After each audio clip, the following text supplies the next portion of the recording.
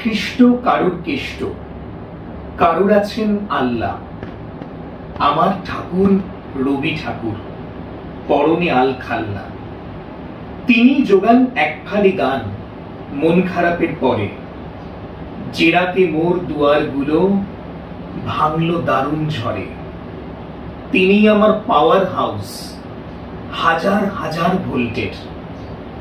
ডাক শুনে কেউ না এলে তাই একলা পারি চলতে।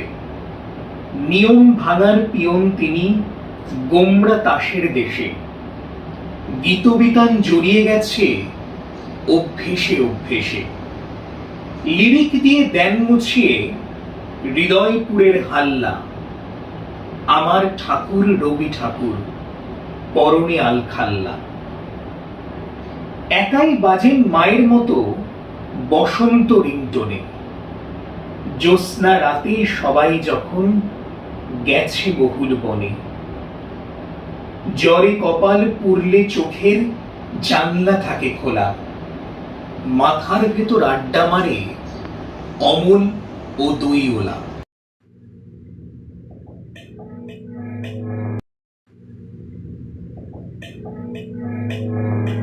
বসন্ত তার গান লিখে যায়। ধুলির পরে কি আদরে, বসন্ত তার গান লিখে যায়। ধুলির পরে কি আদরে, বসন্ত তার গান। তাই সে ধুলা ওঠে হেসে বারে বারে, নবীন বেশে বারে বারে। রূপের সাজি আপনি ভরে কি আদরে, বসন্ত তার গান লিখে যায়। ধুলির পরে কি আদরে, বসন্ত তার গান। কেমনে বসিল প্রাণের উপর, কেমনে বসিল গুহার আধারে প্রভাত পাখির গান। এমনই এক বৈশাখের দিনে আমরা পেয়েছিলাম এক অমূল্য রত্ন। খনি থেকে উদ্ধৃত রত্নের যেমন কোনো চাকচিক্য থাকে না, তিনিও সর্বদা চেয়েছিলেন হাজার হাজার ঔজ্জ্বল্যের মাঝেও নিজেকে সাধারণ মানুষ হিসেবে তুলে ধরতে। কিন্তু যত সময় গেছে, যত বয়সের প্রলেপ পড়েছে, ততই তার ঔজ্জ্বলতা চারিদিক আলোকিত করে তুলেছে। হ্যাঁ, তিনি আমাদের অনন্য কবিগুরু রবীন্দ্রনাথ ঠাকুর। আমাদের প্রত্যেকটি ছন্দে ছন্দে রয়েছে এই নামটি। আমরা প্রতিদিন প্রতিক্ষণ ওনাকে স্মরণ করি। তার এমন অনেক সৃষ্টি রয়েছে যেগুলো আজও আমাদের পাঠ্য হয়ে ওঠেনি। হয়তো এইরকমই কিছু সৃষ্টি রয়ে গেছে যেগুলো তাকে শ্রেষ্ঠত্বের পথে নিয়ে যায়। তার কিছু সৃষ্টির মধ্যে থেকেই আমরা বেছে নিয়েছি এমন ছোট ছোট কিছু সৃষ্টিকে, যেগুলো আজ আমরা বিভিন্ন নাচ, গান, আবৃত্তির মাধ্যমে আপনাদের সামনে তুলে ধরব। সেরকম একটি তার অসামান্য কীর্তির মধ্যে দিয়ে এখন আসছে একটি গান, সবার খুব চেনা, সবার খুব পরিচিত। সেরকমই একটি নাচের মাধ্যমে সেটা এখন আপনাদের সামনে তুলে ধরবে অনিন্দিতা বিশ্বাস।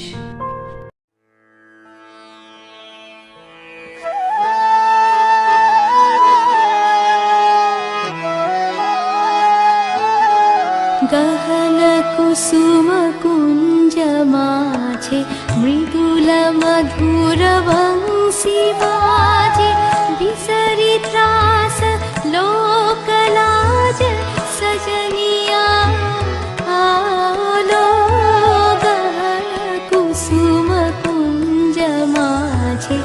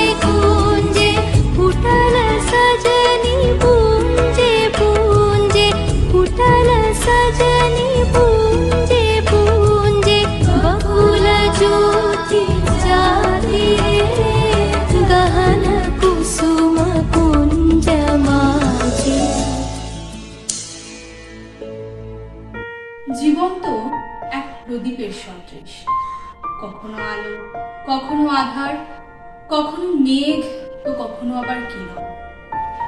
সেরকমই জীবনের মান অভিমানের মেঘ যখন রবির মনে জমাট বেঁধে থাকে, যখন ছায়া সৃষ্টি করে, তখন তিনি বলেন, বেঁধেছ প্রেমেরও পাশে ওহে প্রেমময়, তব প্রেম লাগি দিবানিশি জাগি ব্যাকুল হৃদয়। রবীন্দ্রনাথ প্রতিটি ঋতুকে নিজের মতো করে বর্ণনা করেছেন। কখনো তিনি সূর্যের প্রখর তাপকে যেমন দেখিয়েছেন, কখনো বর্ষার বৃষ্টিকেও গায়ে মেখেছেন।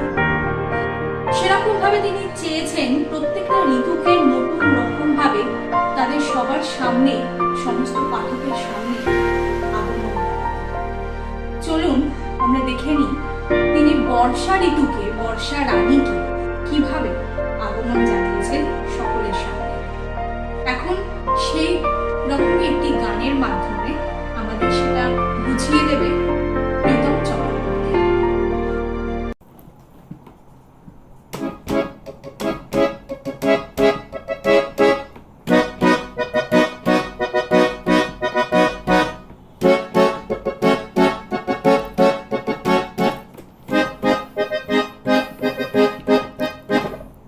লাবণ্যে পূর্ণ প্রাণ প্রাণেশ হে, একই লাবণ্যে পূর্ণ প্রাণ প্রাণেশ হে,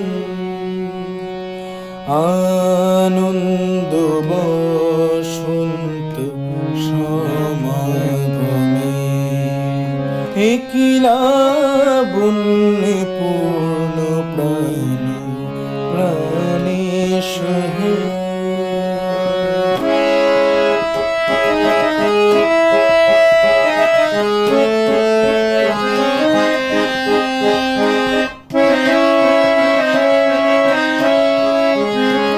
বিকশিত প্রীতি কুসুম হে, আনন্দ বসন্ত সমাগমে, বিকশিত প্রীতি কুসুম হে,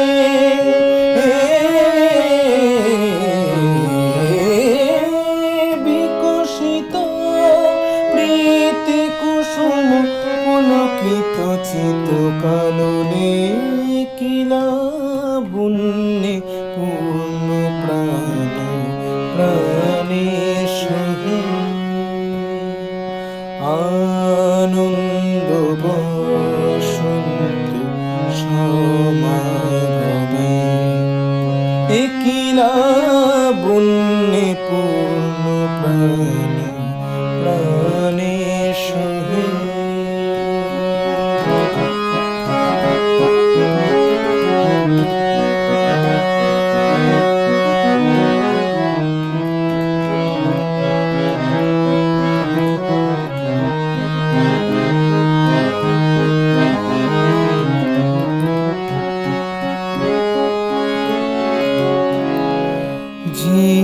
জীবনলতা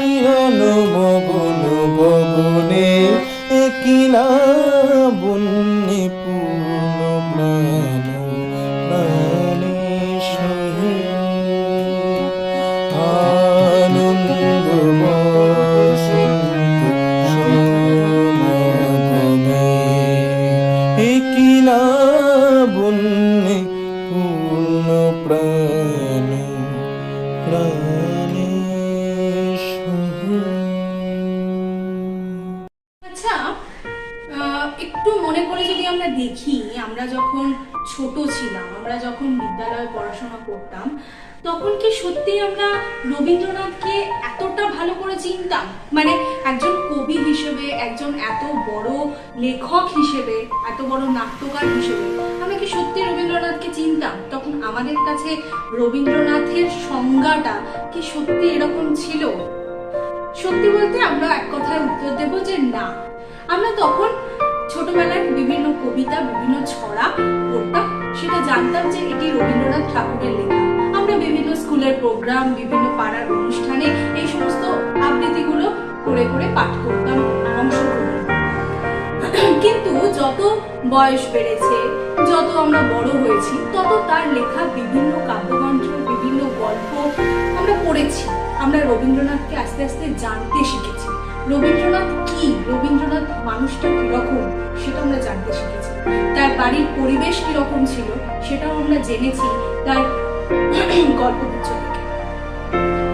তো এরকমই রবীন্দ্রনাথের জীবনের প্রত্যেকটি ওঠাপড়া, প্রত্যেকটি মুহূর্ত তিনি তার লেখনীর মাধ্যমে ফুটিয়ে রেখে গেছেন। তিনি নিজেকে অমর করে রেখে গেছেন তার প্রত্যেকটি পাতায় পাতায়। তো এরকমই যৌবনে যখন তিনি উত্থিত হলেন, তখন এই সমস্ত ঘন মেঘের যে আলোয়ান তার জীবনে আড়াল করেছিল, সেটা সত্যি বলতে সেই সময়ের যৌবনের তপ্ত রবীন্দ্রনাথকে কিন্তু ঢেকে রাখতে পারে। এই ঘন মেঘের আলোয়ান তখন নেমে এসেছে শ্রাবণের ধারার মতো তার সঙ্গে। এখন আমরা যে প্রদর্শনটা আপনাদের সামনে করতে চলেছি, সেটা সেরকমই একটি ব্যবস্থা যে কিভাবে তিনি মেঘকে, কিভাবে তিনি এই মেঘের আলোয়ানকে নিজের সঙ্গী করে নিয়েছেন, সেটি এখন আমাদের নৃত্যের মাধ্যমে করে দেখাবে আমারই এক সহপাঠী দেবলীনা বন্দ্যোপাধ্যায়।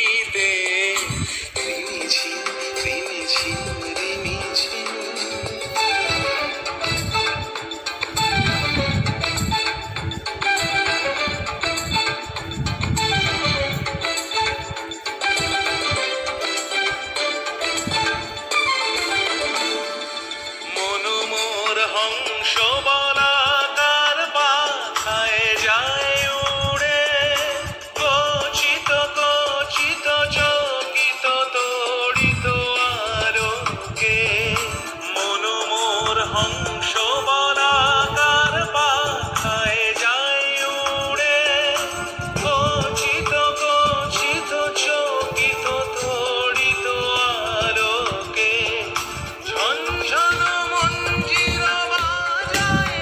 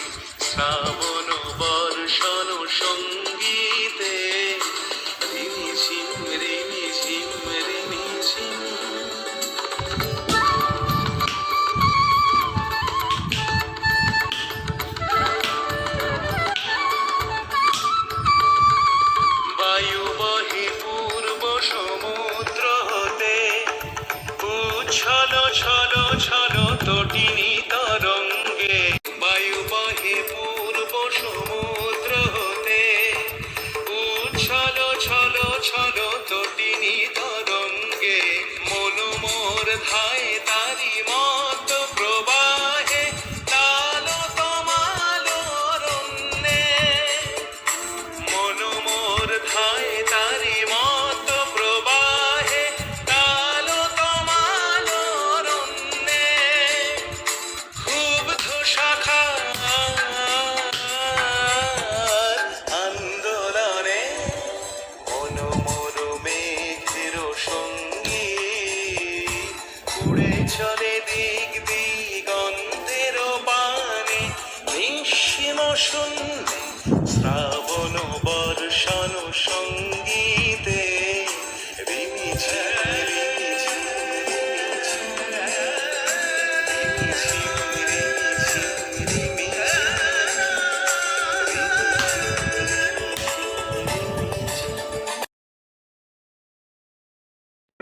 আচ্ছা, আমরা কি কখনো ভেবে দেখেছি যে রবীন্দ্রনাথ কেন এত মহান, কেন তিনি সবার কাছে কবি গুরু? কখনো তো আমরা সেরকম ভাবে ভেবে দেখিনি। যদি একটু ভাবি, একটু যদি মনে করি তার আজকের এই জন্মতিথিতে আমরা যে অনুষ্ঠানটা করছি, এখানে যে বিভিন্ন রকমের নাচ গান আমরা সবার সামনে করে দেখাচ্ছি, যে প্রদর্শন করছি, তো কেন কেন হঠাৎ করে এত তার প্রতি শ্রদ্ধা জানানোর কারণটা কি? তিনি এই শ্রদ্ধা, এই সম্মান সত্যি তার যোগ্য। তার কারণ হচ্ছে তিনি সাধারণ মানুষকে সাধারণ মানুষের মতো করে দেখতে শিখিয়েছেন। তিনি যখন যাদের জন্য যা কিছু করেছেন, তিনি কিন্তু তাদের একজন হয়েই সেই কবিতা বা সেই গল্প লিখেছেন। তিনি ছোটদের জন্য যখন বিভিন্ন ছড়া লিখেছেন, তখন তিনি ছোটদের মতোই হয়ে গেছেন, তখন তিনি আমাদের কাছে ছোট্ট রূপী। আবার তিনি যখন একজন পরিণত মানুষ, তার জন্য একজন দক্ষ কবি হয়ে যখন তিনি দেখাচ্ছেন, তখন তিনি কিন্তু হয়ে উঠছেন রবীন্দ্রনাথ। তখন তিনি হয়ে উঠেছেন আমাদের কাছে কবি। তো জীবনের বিভিন্ন রং বেরঙের খেলা তিনি দেখিয়েছেন আমাদের সামনে। তিনি তুলে ধরেছেন প্রত্যেকটা মুহূর্ত কিরকম কিরকম ভাবে তিনি পার করে এসেছেন। কখনো তার জীবনে যেমন এসেছে আলো আঁধারের খেলা, আবার কখনো তিনি বিভিন্ন ঋতুর সাথে নিজের জীবনকে তুলে ধরেছেন। আমরা আগেই দেখেছি তিনি কিভাবে বর্ষাকে আগমন জানিয়েছেন। তো এখন যেটি দেখার সেটা হচ্ছে যে তিনি তো তার জীবনে তো অনেক অনেক মানুষ এসেছে, অনেক মানুষ তার জীবনের প্রত্যেকটা পর্যায়ে এসে পৌঁছেছে, আবার তারা চলেও গেছে। কারণ আমরা জানি কোনো মানুষই স্থিতি নয়, তাদের একটা না একটা সময় যেতেই হয়। তিনি সেইভাবে বারবার আক্ষেপ জানিয়েছেন কেন তিনি তাদের দেখা পান না, সর্বদা কেন দেখা পান না। আবার তিনি কখনো তাদের সাথে কাটানো অনেক অনেক স্মৃতি রোমন্থন করেছেন তার প্রত্যেকটি লাইনে, প্রত্যেকটি কবিতায়, ছন্দে ছন্দে।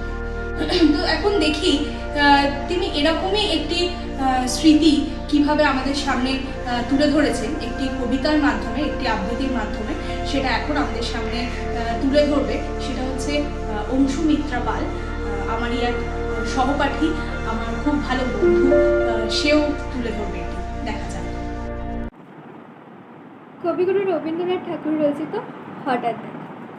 রেলগাড়ির কামরায় হঠাৎ দেখা, ভাবিনি সম্ভব হবে কোনোদিন। আগে ওকে বারবার দেখেছি লাল রঙের শাড়িতে, ডালিম ফুলের মতো রাঙা। আজ পড়েছে কালো রেশমের কাপড়, আঁচল তুলেছে মাথায়, দোলন চাপার মতো চিকন গৌর মুখখানি ঘিরে।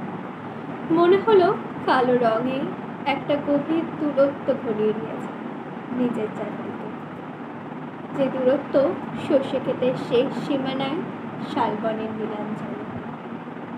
থমকে গেল আমার সমস্ত মনটা, চেনা লোককে দেখলে অচেনার ঘর দিচ্ছে। হঠাৎ খবরের কাগজ ফেলে দিয়ে আমাকে করলে নমস্কার, সমাজবিধির পথ গেল খুলে। আলাপ করলেন শুরু, কেমন আছো, কেমন চলছে সংসার ইত্যাদি। সে রইল জানলার বাইরের দিকে চেয়ে, যেন কাছের দিনের ছোঁয়াচ পার হওয়া চাহনিতে। দিলে অত্যন্ত ছোট দুটো একটা জবাব, কোনোটা বা দিলেই না, বুঝিয়ে দিলে হাতের অস্থিরতায় কেন এসব কথা। এর চেয়ে অনেক ভালো চুপ করে থাকা। আমি ছিলাম অন্য বেঞ্চিতে, ওর সাথীদের সঙ্গে। একসময় আঙুল নেড়ে জানালে কাছে আসতো। মনে হলো কম সাহস নয়। বসলুম ওর এক বেঞ্চিতে। গাড়ির আওয়াজের আড়ালে বললে মৃদুস্বরে, কিছু মনে করো না, সময় কোথা, সময় নষ্ট করবার। আমাকে নামতে হবে পরের স্টেশনে, দূরে যাবে তুমি, দেখা হবে না আর কোনো দিন। তাই যে প্রশ্নটার জবাব এতকাল থেমে আছে শুনবো তোমার মুখে। সত্য করে বলবে তো? আমি বললাম বলবো।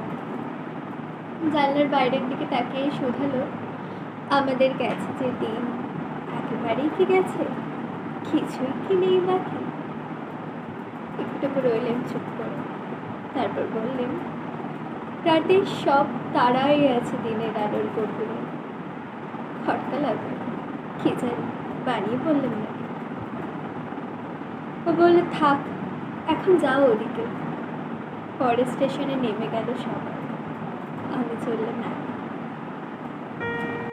আমাদের প্রত্যেকের জীবনেই কোনো না কোনো প্রিয় মানুষ থাকেন, কিছু কাছের মানুষ থাকেন, কিন্তু জীবনের গতির ধারায় তারা কোনো না কোনো একদিন আমাদের ছেড়ে চলে যান।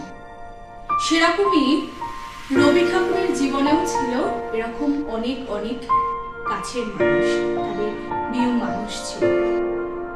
তাদেরকে তিনি হারিয়েছেন বারবার। তিনি এই বিচ্ছেদ শোক পেয়েছেন তার জীবনে অনেকবার। তিনি তার মধ্যে থেকেও যখনই ঘুরে দাঁড়ানোর চেষ্টা করেছেন, তখন পেয়েছেন আরো আরো অনেক শোক। তিনি পেয়েছেন শুধুই বিচ্ছেদ বেদনা। এই সমস্ত বেদনার মাঝেও তিনি তার জীবনকে এগিয়ে নিয়ে যাওয়ার জন্য ডাক দিয়েছেন, মরণে মরণে আলিঙ্গন, ওরে মাঝি পথ চিরে চিরে, নতুন সমুদ্রে তীরে তরি নিয়ে দিতে হবে পারি, ডাকিছে কান্নারে। এরকম ভাবে নিজের জীবনে নিজেকে এগিয়ে নিয়ে যাওয়ার জন্য, নিজেই নিজেকে অনুপ্রেরণা দেওয়ার জন্য বিভিন্ন রকমের লাইন তিনি তুলে ধরেছেন। আমরাও পেয়েছি এক এক রকম এক একটি সুন্দর সুন্দর সৃষ্টি। যখনই তিনি চেয়েছেন একটু একাকিত্ব, একটু একা এই সমস্ত বেদনাগুলোকে নিজের মধ্যে আত্মীকরণ করতে, তখনই তার মনে হয়েছে যে সত্যি তো তিনি তো পুরুষ মানুষ, পুরুষ মানুষের সত্যি হয়তো মন ভাঙতে নেই, চোখে জল আসতে, এটা দেখাতে নেই যে তাদেরও একটি মন বলে বস্তু আছে। এরকম কষ্টের মাঝে থেকেও রবীন্দ্রনাথ এমন একজন মানুষ যিনি লিখেছেন, তুমি সুখ যদি নাহি পাও, যাও সুখের সন্ধানে যাও, আমি তোমারে পেয়েছি হৃদয় মাঝে, আর কিছু নাহি চাইব। জীবনের এই ওঠা পড়া, জীবনের এই ঋতু পরিবর্তন তিনি বারবার দেখেছেন। তার জীবনে কখনো এসেছে গ্রীষ্ম, কখনো বর্ষা, কখনো শীত, তো আবার কখনো বসন্ত। হ্যাঁ, বসন্ত বলতেই আমাদের যেটা মাথায় আসে বা মনে আসে সেটা হলো পলাশ রাঙা লাল মাটির পথ। তিনি সেই লাল মাটির সৌন্দর্য, তিনি সেই পলাশের সৌন্দর্যকে বারবার বিভিন্ন রকম ভাবে আমাদের সামনে তুলে ধরেছেন। তিনি আনন্দের দোল উৎসব পালন করতেন শান্তিনিকেতনে, যেটি এখনো প্রথা মেনে, হয়তো না কিন্তু তাও চলছে। সেই তার রীতি, তাকে স্মরণে রাখার জন্যই আমরা সেই ধরনের দোল উৎসব দেখে থাকি শান্তিনিকেতনে। তিনি বারবার বলেছেন যে রং শুধু প্রকৃতির না, রং আমাদের মনের, মনটা রঙিন করে রাখতে বলেছেন। তিনি সর্বদা নিজেকে রঙিন মানুষ হিসেবে দেখিয়েছেন। সেই জন্যই হয়তো রবীন্দ্রনাথ আমাদের কাছে আজও একজন শ্রেষ্ঠ মানুষ, একজন শ্রেষ্ঠ কবি বসন্ত মানে প্রকৃতির রঙে নিজেকে রাঙিয়ে নেওয়া। বসন্ত মানে আকাশে বাতাসে হাসি খেলা করা। বসন্ত মানে রবি ঠাকুরের গানে নিজের মনকে ভরিয়ে তোলা। সেরকমই একটি গানের মাধ্যমে আমাদের সামনে এখন আসবে অনুষ্কা। আমাদের আরেকজন সহপাঠী, সে এখন একটি গান শোনাবে।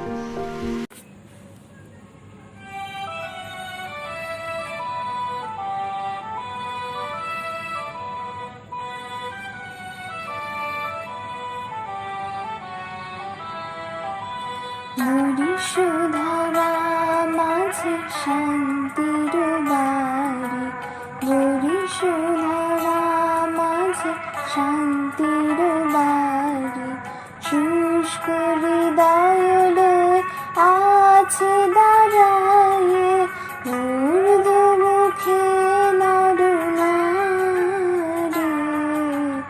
বরিশধারা মাঝে শান্তির বাড়ি, বরিশধারা মাঝে শান্তির বাড়ি।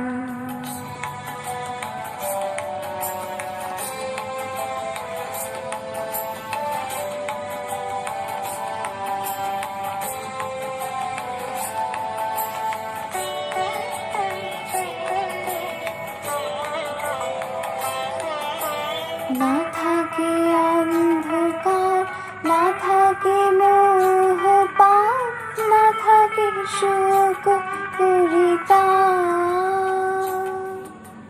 না থাকে অন্ধকার, না থাকে মোহ পাপ, না থাকে শোক পরিতাপ। হৃদয় বিমল হোক, প্রাণ সবল হোক, বিঘ্ন দাও অপসারে। বরিশধারা মাঝে শান্তির বাড়ি। তো এই ছিল আজকের মতো আমাদের আপনাদের সামনে রবি ঠাকুরকে স্মরণ করে কিছু ছোট ছোট নিদর্শন, যেগুলো আমরা আমাদের বারাসাত গভর্নমেন্ট কলেজের পিজি ডিপার্টমেন্টের জুলজি আমরা কিছু আপনাদের সামনে তুলে ধরলাম। হ্যাঁ, আমরা কেউ পেশাদারি গান, নাচ বা আবৃত্তি করি না, তাই কিছু যদি ভুল ত্রুটি হয়ে থাকে তাহলে আপনারা ক্ষমা করবেন। আর আমরা বর্তমানে যে পরিস্থিতির মধ্যে দিয়ে যাচ্ছি, এই কোভিড সিচুয়েশনে আমরা চাইবো যে যদি আমরা রবীন্দ্রনাথের এই অনুপ্রেরণাকে মনে নিয়ে এগিয়ে যাই, তার মতো করে আমরা কান্নারির ডাক দিয়ে যদি বলি যে আমার গেছে যে দিন, সে কি একেবারেই গেছে, রাতের সব তারা আছে দিনের আলোর গভীরে। তো সেই সমস্ত তারাদের দিনের আলোর মধ্যে থেকে বেরিয়ে আসার সময় দিয়ে যদি আমরা অপেক্ষা করি, অবশ্যই এটা আমরা বলতে পারি যে ভালো দিন একদিন না একদিন আসবে। এই পরিস্থিতিকে আমরা অবশ্যই কাটিয়ে উঠতে পারবো। আমরা এই বছর, এর আগের বছরেও এইভাবেই রবীন্দ্র জয়ন্তী আমরা নিজেদের বাড়িতে থেকে পালন করেছি। আমরা চাইবো যে এই পরিস্থিতি থেকে যাতে আমরা অনেক তাড়াতাড়ি বেরিয়ে এসে আমরা সেটাকে যেরকমভাবে ছোটবেলায় বিভিন্ন শিক্ষা প্রতিষ্ঠানে গিয়ে আমরা পালন করতাম, রবি ঠাকুরের অনুষ্ঠান, রবীন্দ্র জয়ন্তী পালন করতাম, সেরকমই যেন আমরা এর পরের বছরগুলো করতে পারি, সেটা আমরা দেখব। তার জন্য কিন্তু আমাদেরকেই এগিয়ে আসতে হবে, আমাদেরকে আরো অনেক বেশি সচেতন হতে হবে। সেই জন্য বলবো, সবাই ভালো থাকুন, সুস্থ থাকুন, সাবধানে থাকুন, সমস্ত বিধি নিষেধ যা রয়েছে সেগুলো মেনে চলুন। এইভাবেই আজকের আমরা আমাদের অনুষ্ঠান শেষ করছি। আর একবার আমরা আমাদের কবিগুরুকে রবীন্দ্রনাথ ঠাকুরকে প্রণাম জানিয়ে তাকে শ্রদ্ধা জ্ঞাপন করে আমি শেষ করলাম। নমস্কার। কবিগুরু রবীন্দ্রনাথ ঠাকুরের 2 বিঘা জমি। শুধু বিঘে 2 ছিল মোর ভুই, আর সবই গেছে ঋণে। বাবু বলিলেন, বুঝেছ উপেন, এ জমি লইব কিনে? কহিলাম আমি, তুমি ভূস্বামী, ভূমির অন্ত নাই। চেয়ে দেখো মোর আছে বড় জোর মরিবার মতো ঠাঁই। শুনি রাজা কহে, বাপু জানো তো হে করেছি বাগান খানা, পেলে 2 বিঘে প্রস্তে ওদিঘে সমান হইবে টানা, ওটা দিতে হবে। কহিলাম তবে বক্ষে জুড়িয়া পানি, সজল চক্ষে করুণ রক্ষে গরিবের ভিটেখানি। সপ্তপুরুষ যেথায় মানুষ, সে মাটি সোনার বাড়া, দৈন্যের দায়ে বেচিব সে মায়ে এমনই লক্ষ্মী ছাড়া। আখি করি লাল রাজা ক্ষণকাল রহিল মৌন ভাবে, কহিলেন শেষে ক্রূর হাসি হেসে, আচ্ছা সে দেখা যাবে। পরে মাস দেড়ে ভিটে মাটি ছেড়ে বাহির হইনু পথে, করিল ডিক্রি সকলি বিক্রি মিথ্যা দেনার ক্ষতে। এ জগতে হায় সেই বেশি চায়, আছে যার ভুরি ভুরি, রাজার হস্ত করে সমস্ত কাঙালের ধন চুরি।